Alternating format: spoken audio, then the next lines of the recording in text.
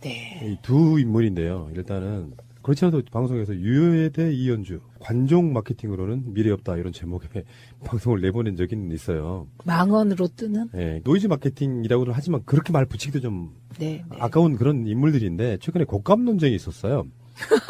그러니까 김정숙 여사가 곶감을 널어놓고 독서하고 있는 모습을 올렸는데 저걸 김정숙 여사가 직접 깎았겠어? 그래서 깎고 있는 사진을 공개를 했더니 동영상 공개 이런 식이에요. 그러면서 뭐 이죽거리면서 예. 그렇게 할 일이 없냐라든지 등등의 그런 거 있거든요. 사람과 사람 사이에도 이렇게 빈정거리면서 말꼬리 잡고 계속 늘어지면서 자기가 잘못했다는 부분에 대해서는 전혀 이야기하지 않는 그런 유형이 있는데 제가 그래서 이거를 의원님께 질문 좀 드려보려고 했어요. 아무리 정치인들이 그 사회적으로 관심 받고 뭐 그런 건 좋지만 그렇게까지 욕을 먹으면서도 해내는 것을 뭐라고 설명해야 돼요? 그게 이게 이제 적절하지도 않기도 하고 적절한 비유이기도 한데 예를 들면 제가 19대 때 일할 때 그리고 지금도 마찬가지인데 조중동이 욕을 하잖아요. 언론 그 지면으로. 그럼 엄청 당사장 기분 나쁘거든요. 그래서 기분 나빠 있으면 선배들이 조중동이 그렇게 비판하는 거 보니까 진짜 일 잘하는 거야. 이렇게 얘기를 합니다. 그런데 지금 저쪽에도 똑같은 거죠. 지금 인터넷상의 네티즌들은 다 친문이고 뭐고 정체모를 모바일 세력이고 그러니까 저쪽에서 욕먹으면 그거는 진짜 좋은 거야. 이런 그 자기 착각에 빠져 있을 것 같습니다. 그쪽은 나쁜 식으로 우리는 맞는 거였고요. 근데 상대적으로 이런 게 있단 말이에요. 뭐 대통령 영부인이 치맛바람을 일으켜서 뭐 무슨 권력자들 재벌들 만나고 다니는 것도 아니고 되게 서민스러운 행보를 하고 있는데 거기다 대놓고 대통령 공격할 게 없으면 영부인을 공격하는 그런 모양이 지금 유여해와 홍준표가 그런 식으로 나오고 있거든요. 그러니까 더 분노스러운 거예요. 근데요, 제가 요 꽃감 부분은 말씀드리자면 그 사진에 나온 감수를 세보시면 그게 뭐 몇 개 안 됩니다. 우리 견지에서는. 꼭 그 감 하나를 깎는데 드는 시간이 우리처럼 주부생활 30년 숙달된 조교들은 하나 쫙 까는데 1분밖에 안 걸립니다. 샤샤샥. 김정숙 여사님 손 무지하게 빠르십니다. 그래서 우리가 양산에 놀러 가시면 직접 음식을 다 해주셨어요.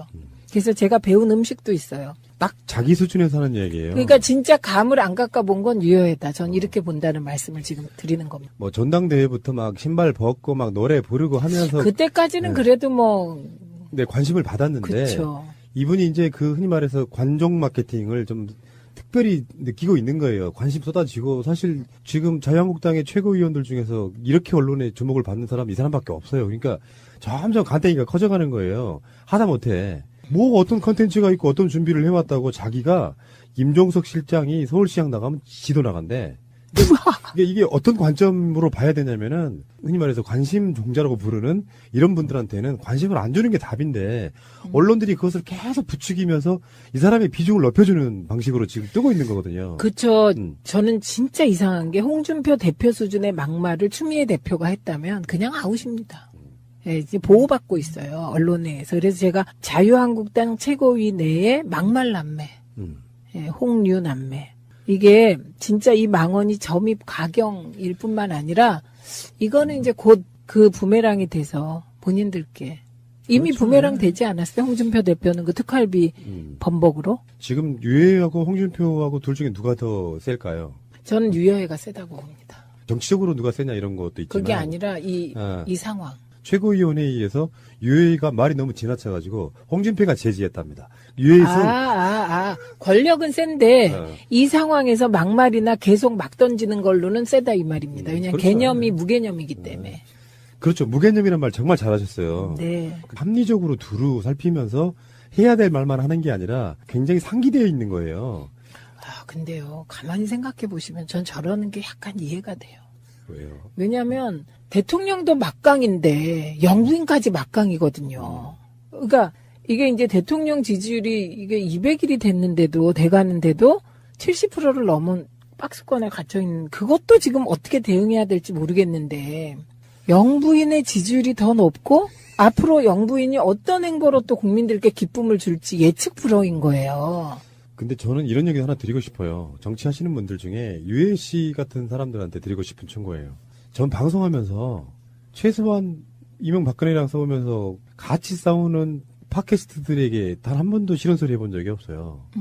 왜 그랬을까요? 마음에 들어서만 그랬을까요? 그게 중요한 건 아닌 거예요. 이런 분들이 그런 논란을 굳이 만들어가지고 내가 유명해지고 싶은 생각도 없고, 방향성이나 조금 어떤 색깔은 좀 달라도 배려해줄 건 배려해주는, 그러니까 어떤 그 상도이라는 게 있는 거잖아요. 넘지 말아야 될 선 같은 거는 지키려고 엄청 노력했다라고 말씀드리고 싶은데, 정치하는 사람들이 이렇게 한 줌도 안 되는 지지자한테 칭찬받으면서 막 뭔가 하는 모습이 결국에는 자기 자신의 정치적 위상이랄까 질이랄까 이름을 더 떨어뜨린다는 거를 알아야 돼요. 이럴 때 우리 남편은 부산 사람인데 뭐라고 하냐면요. 시끄럽다고 막 이렇게 합니다. 유여에 대해서. 홍준표도 마찬가지예요. 페이북에다 쓴 글인데 사회주의 경제정책으로 서민들이 살기가 더욱 팍팍해져가는 마당에 미치겠다 진짜. 무슨 뜻인지도 모르겠어요. 지들은 더 뭐라고 설명해야 되나? 그러면 뜻을 모르시는 걸 거야. 그냥 던지시는 걸 거야. 빈익빈 부익부가 심화된 자본주의 경제정책을 했던 분들이신데. 자, 어쨌든 간에 그런 마당에 말춤이나 추면서 축제를 즐기는 저들 이렇게 표현했어요. 말춤은 이제, 홍준표 대표도 쳤어요. 대선 때. 그러니까. 그때는 안 어려웠나? 지금 그 문재인 대통령이 이제 아세안 거기 갔을 때 교민들하고 행사 같은 데서 싸이의 그 음악이 나오면서 이렇게 같이 호응해준 그걸 갖고 물고 늘어지는 거예요. 그게 너무 폭발적 인기였기 때문에. 그래, 어쨌든 지금 우리는 인이수기 화이팅! 이거죠, 뭐. 어쩔 수 없다고 생각 들어요. 그 모든 것이 싫은 사람들은 뭘 해도 싫을 거예요. 부러워서. 객관적으로 봤을 때 노벨 평화상 같은 거 받는 거 있잖아요. 그것도 싫어서 못 받게 했던 사람들이니까 칭찬 자체라는 건 없는 거예요. 상대방한테. 이 사람들 입에서 보니까 문재인 대통령 정말 잘하는 거 맞네. 한마디 한번 들어보고 싶어요. 곧 나올 것 네. 같아요. 안철수가 욕먹는 짓도 똑같습니다. 네. 반대를 위한 반대를 일삼다 보니 잘하는 것마저도 못한다고 얘기하니까 결국엔 국민들부터 멀어지는 거거든요. 공감력 떨어지는 사람들. 제가 그런 얘기 한번 드린 적이 있습니다. 국민들이 생각했을 때 문재인 잘하네? 라고 생각하고 있는데 정치인들이 갑툭튀해가지고 안철수든 홍준표든 못하는 거라고 이야기하면 국민들도 내 말이 맞음을 증명하려고 해요. 그러니까 반감이 없던 사람들한테 반감이 생기기 시작하는 거예요. 다시 돌아갈 수가 없는 거죠. 그러니까 지지율이 높을 때는 찍소리 말고 칭찬만 해주셔도 됩니다. 그게 그렇죠. 사람들 방법이에요. 그렇죠. 예. 예, 그리고 뭐 그런 일은 안 생기겠지만 실수하길 기다리십시오. 그냥 5년 내. 국민의당과 바른정당 이야기 좀 할게요. 유승민의 이중 플레이라고 저는 보는데 이 이야기를 제가 지난주인가 이야기를 했었어요. 네. 유승민은 안철수하고만 하려고 하는 게 아닐 거다. 안철수도. 그렇지. 그러니까 몸값 올리기를 서로 이렇게 보여주고 그렇죠. 있는 모습인데 네. 유승민이 이제 페이스북 같은데 우리가 뭐 국민의당하고만 합당할 생각이 있는 게 아니고 여전히 우리는 자유한국당과의 합당 가능성도 열어두고 있다 이런 식의 뉘앙스로 이제 발표를 하니까 네. 그렇지 않아도 지금 안철수의 그 통합 논의에 불만인 분들이 벌떼처럼 일어나는 상황이 된 거예요. 네. 일단 유승민의 이중 플레이라고 보는 건 안철수는 약간 좀 노련한 정치인들한테 섞는 느낌이 좀 있고요. 유승민은 그것을 이용해서 몸값을 올리는 그 느낌이 있단 말이에요. 아, 근데 네. 이건 무의식 중에 두 사람의 목표가 같아요. 보세요. 유승민도 안철수도 목표가 뭘까요? 당대표 아니야. 대선 후보. 네, 차기 대권 후보예요. 그런데 큰 당에. 네. 네. 네. 큰 당의 대권 후보가 돼야 돼. 둘 다. 그 최종 목적지가 그거예요. 그리고 대권 후보만 되고 싶은 게 아니라 대통령이 되고 싶잖아요. 이게 이제 국민의 의사와는 전혀 상관없기 때문에 우리들이 지금 푸나님과 제가 하는 이 말이 우리 애청자들께서는 하나도 안 받아들이실 내용이에요. 근데 우리도 동의한다는 게 아니라 그 생각이 그렇다는 얘기를 하는 거잖아요. 그럼 보세요. 근데 나는 대통령이 되고 싶고 유력한 당의 대권 후보가 되고 싶은데 지금 내가 서 있는 곳이 어디냐? 자괴감이 듭니다. 하나는 벌판 위에, 다른 하나는 그나마 내가 둥지를 틀었던 호남에서 쫓겨날 처지가 된 거예요. 비교를 하자면은 박근혜 청와대와 특별감찰관실이 있는 모사무실이에요. 그런 느낌.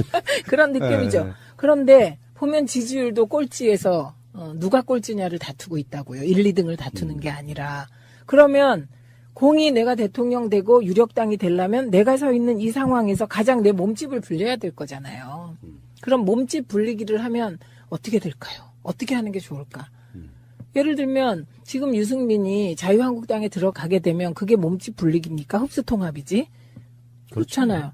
그리고 안철수 쪽이 민주당으로 들어온다면 그게 굴복이지. 그게 통합이 아니잖아요. 그러니까 지금 꼴찌와 꼴찌 그 다음 두 당이 일단 합치자 이런 생각을 하게 되는 겁니다. 그런데 이제 저간의 복잡한 사정은 다 아실 테고. 저는 만약에 그 안철수의 무의식의 바람대로 민주당 내에 지금 현재 우리 더불어민주당 내에 비문계가 계속 친문하고 싸우면서 분열과 갈등이 일어나고 그 결과 그 분열과 갈등을 틈타서 민주당에 들어가고 비문을 결집하고 그래서 민주당 전체의 대표가 될 수 있으면 그게 제일 좋겠죠. 근데 이게 어쩝니까? 문재인 대통령 지지율이 67%로 떨어져서 이제 그 다음에 65% 될 줄 알았는데 갑자기 70%로 오르더니 73%로 오르고. 대통령 큰일 났어요. 박스권에 갇혔어. 큰일 났어요. 제가 70%가 박스권에 갇혀 있다 보니 그것뿐입니까? 아유, 역대 영부인이 대통령 지지율을 앞선 건 처음이잖아요. 이렇게 되다 보니 민주당에 가서 대권 후보가 되는 건 가능성 제로가 된 겁니다. 예. 그래서 저는 안철수 전 대표의 무의식은 중도 통합을 내세운 자유한국당 세력까지 다 모은 보수의 대통령 후보가 되는 거다. 무의식은. 유승민하고요. 안철수는 약간 좀 엘리트 느낌이 나요. 반면에 홍준표는 약간 잡놈 느낌이잖아요. 그렇다 보니까 심하세요. 뭐 우리가 그렇게 얘기할 수 있죠. 근데 홍준표 자체가 또 법에 걸려 있는 부분들이 있고 그래서 결국에는 무주 공산이 될 거야라는 생각도 분명히 있을 것 같은 생각이 들어요. 그렇죠. 그리고 이제 김무성이 들어간 이유가 그거라고 우리가 일찍이 합의한 바잖아요. 그러면 거기에는 뭐 유승민이 들어가면 유승민을 그대로 봐주고 오냐 다 내줄게 이럴까요? 거기도 또 나름 나는 잠룡이다 많거든요. 잡룡이 아니고 잠룡. 잠수에 있는 예. 물 밑에 있는 예. 용들이 많거든요. 그러니까 보세요. 지금 말씀하신 게 어쨌든 자유한국당이 무주 공산이 된다. 이 가능성이 몇 프로나 돼요. 한 달 내에 몇 프로. 지금 당장은 없죠. 없다니까요. 그러니까 이게 기다려야 돼. 그런데 기다리다 보면 지지율이 점점 떨어져서 바른정당과 국민의당은 그냥 지지율 2, 3%가 될 수도 있는 거잖아요. 그러니까 우선 그걸 막기 위해서 합쳐야죠. 논란이 있더라도 이슈의 중심에 있다는 것 자체는 정치인들한테 좋은 거잖아요. 그렇죠. 잊혀지지 않으니까요. 그래서 저는 결국 유승민과 안철수는 목표가 같다. 그래서 같이 간다. 그러면 국민의당은 분열을 겪을 것이다. 분열의 시기는 민주당이 결정할 것이다. 저는 그게 조금 달라요, 생각이. 어떤 부분? 어떤 부분이 다르냐면 얼마 전까지는 피상적으로 국민의당이 당 깨지겠네 이렇게 생각했는데 생각보다 바로 그 말씀인데 민주당이 어떻게 하느냐에 따라 달라지겠지만 그렇죠. 예. 민주당이 지금처럼 됐어 좀 부족해도 우리는 지금 우리끼리 간다 이런 느낌으로 주고 있으면은 막 지지고 볶는 척해도 실제로 탈당자 수는 많지 않을 거다. 저는 그렇게 생각하거든요. 탈당이 될 경우 많지 않을 거다. 이것도 일반적으로 맞는 말인데 그런데 이제 한번 생각해 보세요. 호남에서 뭔가를 도모하는 분들이 민주당 안 들어오고 될까요? 그러면 그분들은 어떤 그 원심력을 가지고 움직일까요? 탈당한 사람들 못 들어와. 이렇게 막으면 못 들어오는 거잖아요. 그렇죠. 근데 그것도 이제 우리에게 가장 중요한 거, 민주당이 지금 가장 중요한 건 지지자와 권리당원입니다. 그래서 우리는 지지자와 권리당원이 가리키는 쪽으로 갈 수밖에 없어요. 예. 그러면 이제 끊임없이 우리 당에서 지금 국민의당과의 합당을 주장하는 세력들이 있거든요. 그건 현실 정치 공학적으로 필요하기 때문에. 개혁 법안을 통과시키려면 필요하기 때문에. 과반수 넘겨보자. 네, 그런 입장들이 있습니다. 근데 거기에 대해서 강한 반론도 있죠. 그렇죠. 예. 과반수 안 해봤냐? 그때도 개혁 법안 통과 못 시켰다. 이런 반론도 있는 상황이죠. 그런데 저는 일단 가장 중요한 건 아무도 이 이유를 모른다. 그렇죠. 그러나 장기적으로 보면 안철수는, 그러니까 유승민은 말할 것도 없고 안철수 대표는 자유한국당 쪽 플러스 어쨌든 그걸 보수 대통합이라고 해야 될지 보수 대 야합이라고 해야 될지 뭔지 모르겠습니다. 그쪽에 후보가 되는 길로 갈 것이다. 근데 안철수는 약다는 느낌이 드는 게 국정주의 이야기하면서 자기의 이제 정체성을 더 우클릭했잖아요. 네. 우리가 알고 있는 새정치는 사실 진보적 느낌이 더 강한 거였단 네, 말이에요. 네, 네. 그러면서 스멀스멀 저쪽으로 가고 있는데 애초에 국정주의를 주장한 이유가 틈새 시장이 아니고 저쪽에 큰 시장이 있는 거 내가 먹어야겠다 이 생각까지 하고 있는 게 보인다는 거잖아요. 그렇죠. 예. 근데 이제 유승민은 그렇다 치고 뭐 사실 뭐 관심도 별로 없고요. 안철수 씨한테는 제가 그런 얘기 하나 해드리고 싶어요. 그러니까 저는 이제 안철수 씨보다는 정치를 해본 경험은 없지만 바깥에서 객관적으로 보면 이 양반은 태도가 너무 나빠. 그러니까 태도 때문에 결국 망한 정치인 중에 하나예요. 그 싸가지 없는 말을. 그거는 빙산의 일각이고. 근데 그 빙산의 일각이 빙산의 본질을 드러낼 수도 있어요. 일단 안철수는 소통의 느낌이 없는 사람이고 첫 번째. 그리고 일반 대중의 정서를 너무 몰라요. 그리고 순진한 척 하는데 알고 보면 굉장히 그 조작이나 이런 게 능한 사람이야. 밖으로 내 보이는 태도가 반전 효과가 있어요. 홍준표가 그러는 건 그런가 보다 해서 실망하지 않아요. 오히려 기대치에 부응했다고 새끼 재밌네 이런 느낌이란 말이에요. 보통 사람은. 근데 안철수는 순진한 듯한 얼굴로 더 뭐 어마어마한 것들을 보여주니까 그 태도 때문에 곧 망한다 이렇게 보는 거예요. 저 다 동의하면서요. 혹시 안철수 대표는 내가 하면 이 모든 게 새정치다 이렇게 생각하지 않나 그런 생각이 듭니다. 어느 날 제가 안철수 씨를 보고 느끼는 게 그런 느낌이었거든요. 정말 독불장군 스타일이구나. 다른 이야기인데요. 비유를 들자면 이런 거예요. 언젠가 정권교체 이후에 제가 엄청나게 비난을 받은 적이 있어요. 악플로 한 2, 3일 동안을. 아, 왜요? 뭐 이유는 뭐 까먹었는데 저는 잘 그렇지. 까먹어요. 까먹어야 돼 이런 걸 하지. 까먹어야 돼. 예. 예. 내가 평소에 생각해왔던 것들을 이야기를 했는데 굉장히 한 3, 4일 동안 악플이 달리더라고. 2, 3일 동안. 아, 좀 서운하더라고요. 내 생각이 진정성을 사람들이 오해하고 있구나. 근데 유시민 작가가 까이는 거 보고 강경화 때 엄청 예, 까였죠. 까이는 거 보고 시대가 이렇게 바뀌었구나. 유시민이 까일 정도면 뭐 나는 고맙구나. 이런 생각이 들었단 말이에요. 그러니까 관점을 안철수 씨도 그런 이야기를 드리고 싶은 거예요. 오기로 하는 정치들이 있잖아요. 네. 막 비난이 쏟아지면 자기가 생각을 바꿔야겠다라는 생각을 안 하고 그 생각들에 대해서 계속 대치를 하면서 더 안 좋은 꼴을 보여주면서 자기 자신의 지지자들 정말 한 줌도 안 되는 지지자들만의 열광적인 반응을 끌어내는 정치인은 절대 크게 성공할 수 없다. 저는 그때 그걸 봤거든요. 그래서 비난이든 비판이든 간에 남들이 누군가가 나를 공격할 때는 이유가 있을 거야라는 생각에 뭔가 자기 행동을 고쳐줘야 돼요. 근데 그게 전혀 없는 사람이에요. 네. 핵동의. 네. 이 두 인물인데요. 일단은 그렇지 않아도 방송에서 유효대 이현주 관종 마케팅으로는 미래 없다 이런 제목의 방송을 내보낸 적이 있어요. 망언으로 뜨는? 예, 노이즈 마케팅이라고는 하지만 그렇게 말 붙이기도 좀 네. 네. 아까운 그런 인물들인데 최근에 곶감 논쟁이 있었어요. 그러니까 김정숙 여사가 곶감을 널어놓고 독서하고 있는 모습을 올렸는데 저걸 김정숙 여사가 직접 깎았겠어? 그래서 깎고 있는 사진을 공개를 했더니 동영상 공개 이런 식이에요. 그러면서 뭐 이죽거리면서 예. 그렇게 할 일이 없냐라든지 등등의 그런 거 있거든요. 사람과 사람 사이에도 이렇게 빈정거리면서 말꼬리 자꾸 계속 늘어지면서 자기가 잘못했다는 부분에 대해서는 전혀 이야기하지 않는 그런 유형이 있는데 제가 그래서 이거를 의원님께 질문 좀 드려보려고 했어요.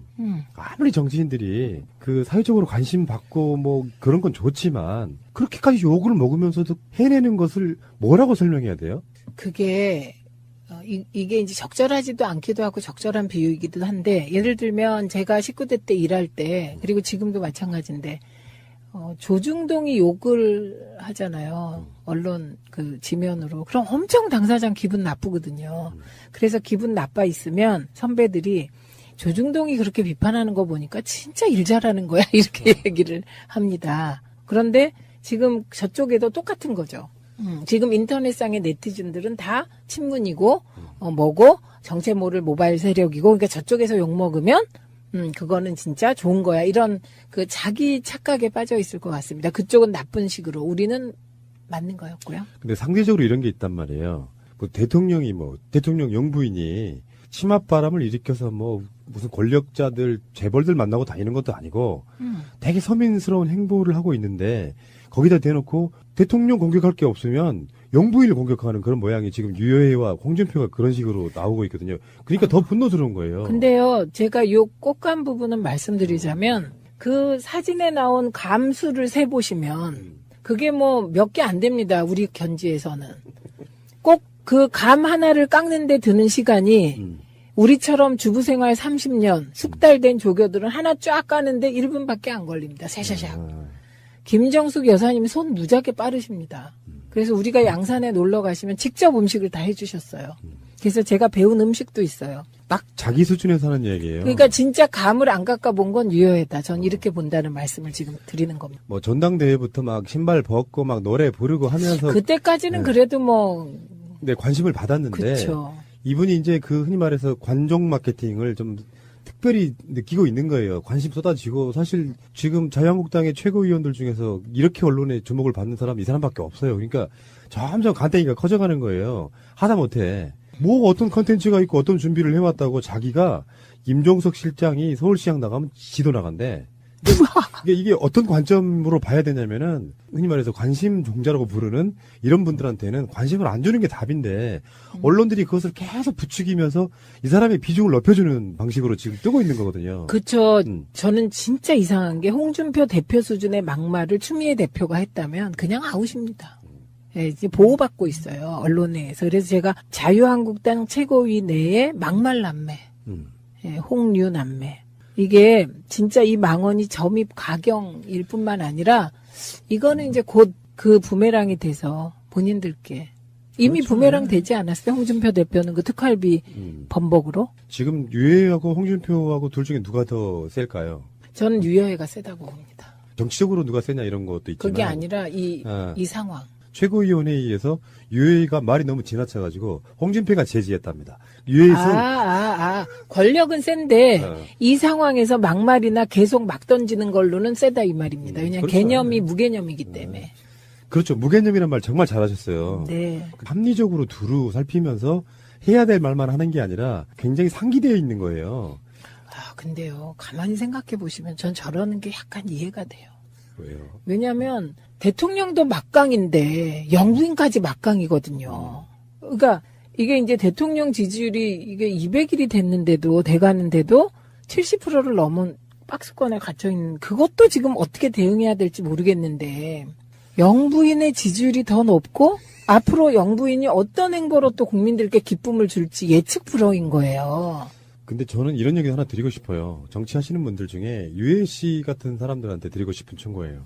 전 방송하면서 최소한 이명박근혜랑 싸우면서 같이 싸우는 팟캐스트들에게 단 한 번도 싫은 소리 해본 적이 없어요. 왜 그랬을까요? 마음에 들어서만 그랬을까요? 그게 중요한 건 아닌 거예요.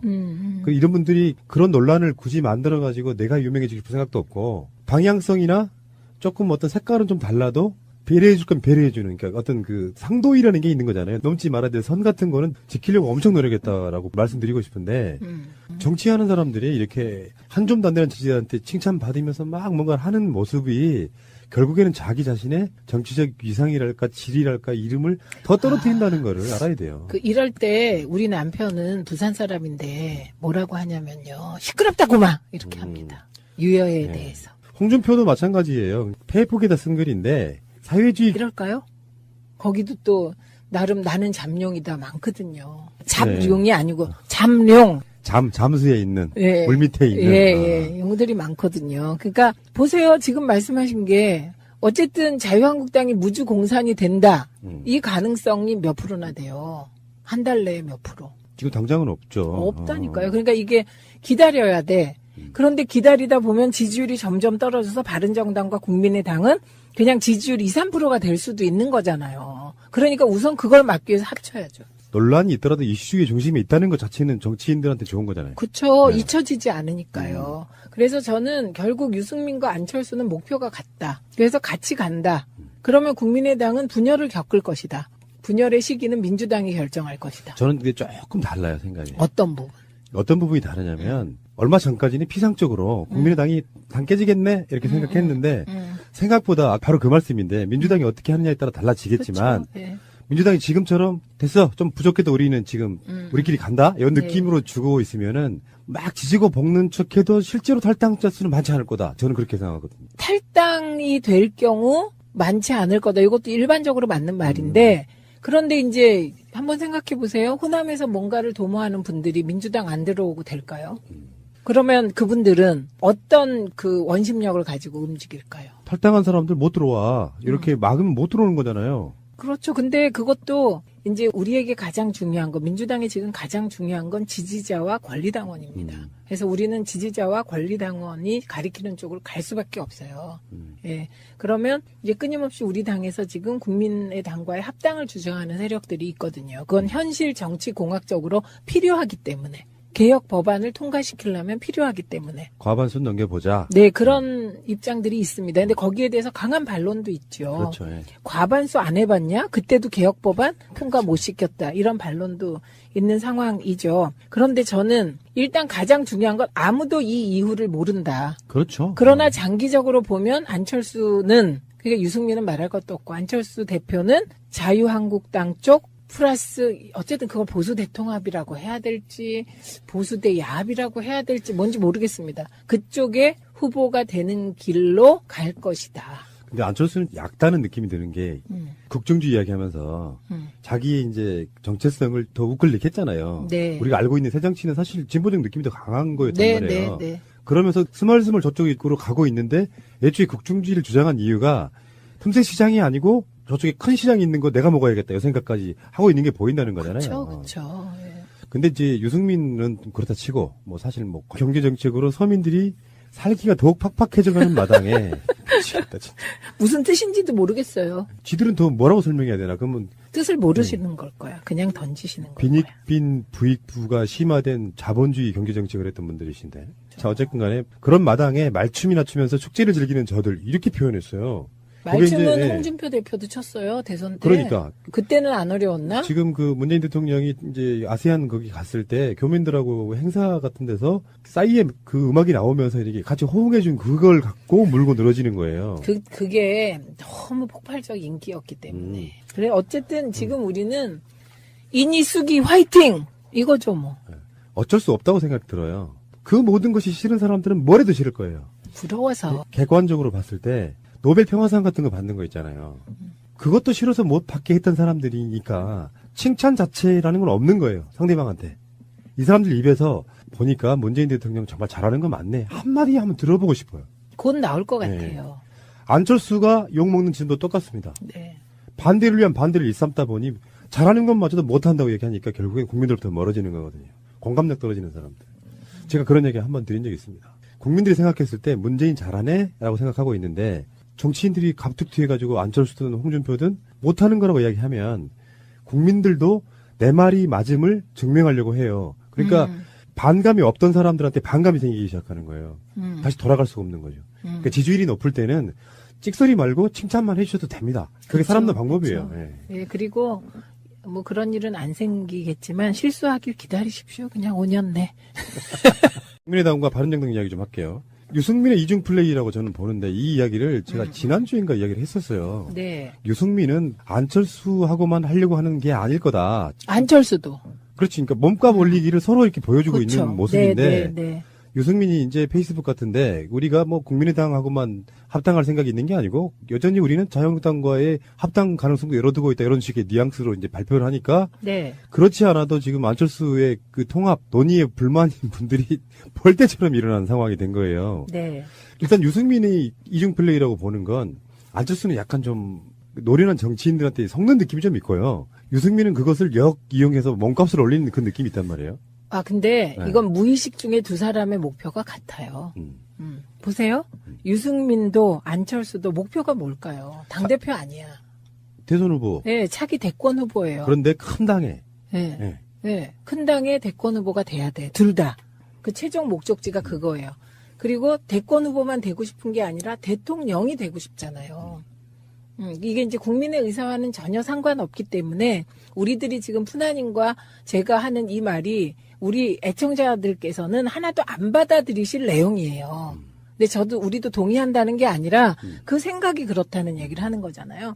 그럼 보세요. 근데 나는 대통령이 되고 싶고 유력한 당의 대권 후보가 되고 싶은데 지금 내가 서 있는 곳이 어디냐? 자괴감이 듭니다. 하나는 벌판 위에, 다른 하나는 그나마 내가 둥지를 틀었던 호남에서 쫓겨날 처지가 된 거예요. 비교를 하자면은 박근혜 청와대와 특별감찰관실이 있는 모 사무실이에요. 그런 느낌. 그런 느낌이죠. 네. 그런데 보면 지지율도 꼴찌에서 누가 꼴찌냐를 다투고 있다고요. 1, 2등을 다투는 게 아니라. 그러면 공이 내가 대통령 되고 유력당이 되려면 내가 서 있는 이 상황에서 가장 내 몸집을 불려야 될 거잖아요. 그럼 몸집 불리기를 하면 어떻게 될까요? 어떻게 하는 게 좋을까? 예를 들면 지금 유승민이 자유한국당에 들어가게 되면 그게 몸집 불리기입니까? 흡수통합이지? 그렇잖아요. 그리고 안철수 쪽이 민주당으로 들어온다면 그게 굴복이지. 그게 통합이 아니잖아요. 그러니까 지금 꼴찌와 꼴찌 그 다음 두 당이 일단 합치자 이런 생각을 하게 되는 겁니다. 그런데 이제 저간의 복잡한 사정은 다 아실 테고.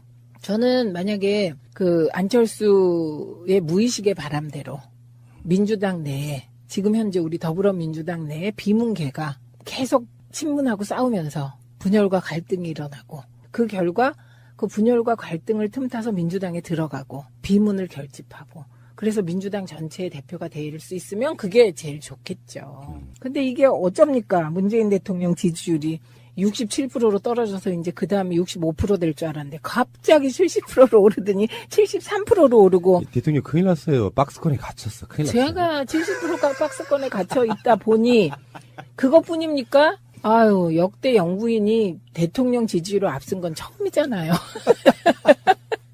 이렇게 되다 보니 민주당에 가서 대권 후보가 되는 건 가능성 제로가 된 겁니다. 예. 그래서 저는 안철수 전 대표의 무의식은 중도 통합을 내세운 자유한국당 세력까지 다 모은 보수의 대통령 후보가 되는 거다. 무의식은. 유승민하고요. 안철수는 약간 좀 엘리트 느낌이 나요. 반면에 홍준표는 약간 잡놈 느낌이잖아요. 그렇다 보니까 심하세요. 뭐 우리가 그렇게 얘기할 수 있죠. 근데 홍준표 자체가 또 법에 걸려 있는 부분들이 있고 그래서 결국에는 무죄공산이 될 거야라는 생각도 분명히 있을 것 같은 생각이 들어요. 그렇죠. 그리고 이제 김무성이 들어간 이유가 그거라고 우리가 일찍이 합의한 바잖아요. 그러면 거기에는 뭐 유승민이 들어가면 유승민을 그대로 봐주고 오냐 다 내줄게.